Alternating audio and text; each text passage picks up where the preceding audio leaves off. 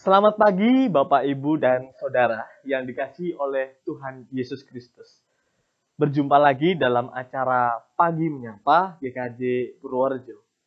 Pagi Menyapa pada hari ini akan saya hantarkan. Nama saya Baptista Sabdabuna. Untuk memulai acara Pagi Menyapa ini, mari kita bersama-sama berdoa yang akan saya hantarkan. Ya Allah Bapa yang perkasa dan Ibu yang pengasih, terima kasih atas limpahan karya dan berkat-Mu, karya dan penyertaan-Mu bagi setiap kami yang ada saat ini. Ya Bapa, sebentar lagi kami akan bersama-sama merenungkan dan mendengarkan renungan pada acara Pagi Menyapa. Tolong Engkau berkati kami semua, agar kami semua dapat memahami apa yang ingin Engkau ingatkan dalam kehidupan kami sehari-hari. Dan mampukanlah hamba-Mu ini agar dapat menyampaikan firman-Mu dengan baik dan benar. Terima kasih Tuhan, kami telah berdoa. Amin. Bapak, Ibu, dan Saudara yang dikasihi oleh Tuhan, ayat pada pagi hari ini diambil dari Lukas 14. Ayat yang ke-28 sampai dengan 29. Lukas 14 ayat ke-28 hingga ke-29 yang akan saya bacakan. Sebab siapakah di antara kamu yang kalau mau mendirikan sebuah menara, tidak duduk dahulu membuat anggaran biayanya?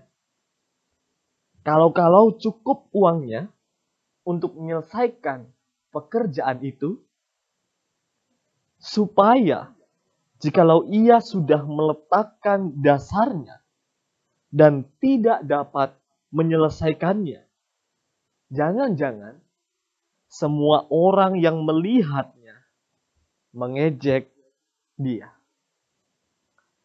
Bapak, Ibu, dan Saudara yang dikasihi oleh Tuhan, tema kita pada pagi hari ini adalah perencanaan. Perencanaan Bapak Ibu. Nah Bapak Ibu dan Saudara yang dikasihi oleh Tuhan, dalam kehidupan sehari-hari banyak hal yang terjadi. Baik itu suka maupun duka.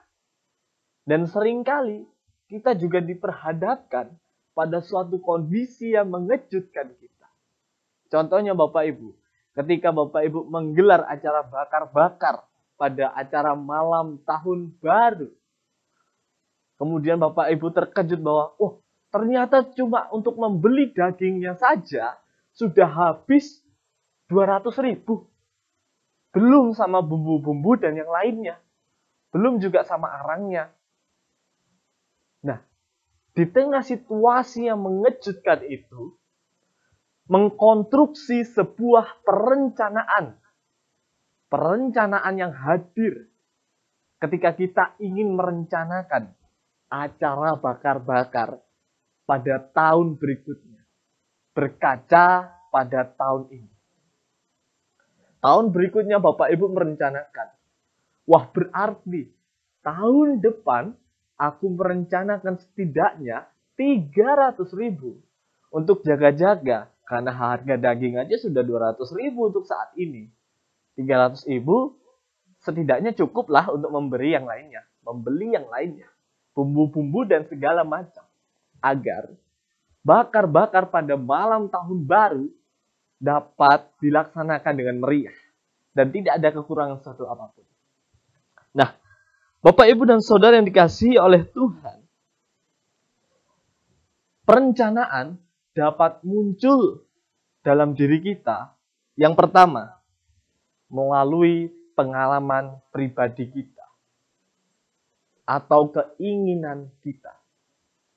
Kita ingin membeli motor. Aku ingin membeli NMAX.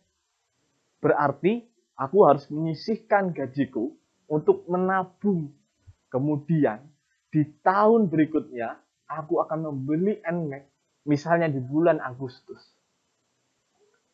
Kemudian dalam pengalaman pribadi apa Bapak Ibu? Ternyata kemarin aku lewat sana banjir. Berarti besok aku jangan lewat sana. Aku lewat jalan yang lain untuk menghindari banjir. Itu Bapak Ibu. Yang pertama penyebab muncul perencanaan adalah keinginan kita dan apa yang kita rasakan.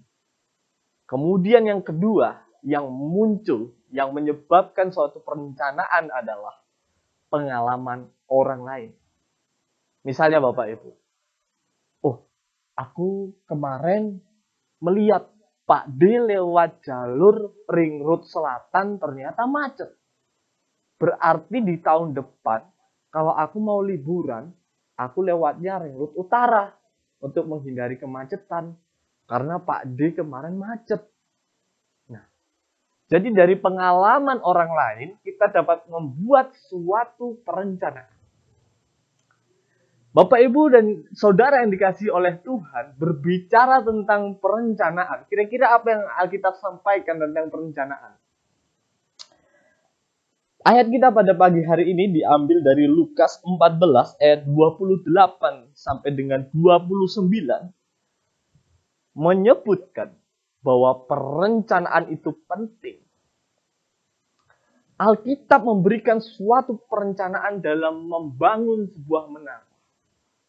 Persiapkan, rancangkan dulu seluruh anggarannya.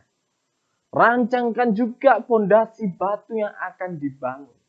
Sehingga menara itu dibangun dengan kokoh. Alkitab menyampaikan kepada kita bahwa perencanaan dalam hidup kita benar-benar penting. Namun ingat, Bapak, Ibu, dan Saudara,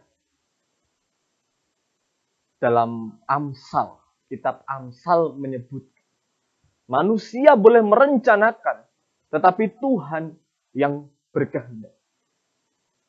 Ketika perencanaan kita sudah kita siapkan sejak saat ini untuk tahun depan, dan ketika sudah hari hanya tahun depannya itu, di harinya, rancangan kita tidak sesuai dengan ekspektasi kita, yang pertama, jangan menyalahkan Tuhan. Mari kita berefleksi Bapak Ibu. Apakah perencanaan kita ini menyukakan hati Tuhan? Apakah perencanaan kita ini hanya sekedar keegoisan kita, keinginan kita sendiri? Dan apakah perencanaan kita ini berdampak bagi orang lain? Bapak, Ibu, dan Saudara yang dikasihi oleh Tuhan, ketika kita menyambut tahun baru, bahkan bukan hanya tahun baru, dalam kehidupan sehari-hari, perencanaan merupakan sesuatu yang penting agar kehidupan kita menjadi lebih terukur, lebih jelas, lebih terarah, dan memiliki jalan yang sesuai. Namun ingatlah bahwa tidak semua yang kita inginkan terjadi sesuai dengan kehendak kita. Mari kita menyambut hari-hari kita. Mari kita menyambut tahun baru dengan perencanaan yang matang. Jangan lupakan Tuhan dalam perencanaan kita. Jangan meninggikan keegoisan kita dalam perencanaan kita. Dan apakah perencanaan kita itu berdampak juga bagi orang lain ataupun hanya berdampak bagi diri kita sendiri? Tuhan Yesus memberkati.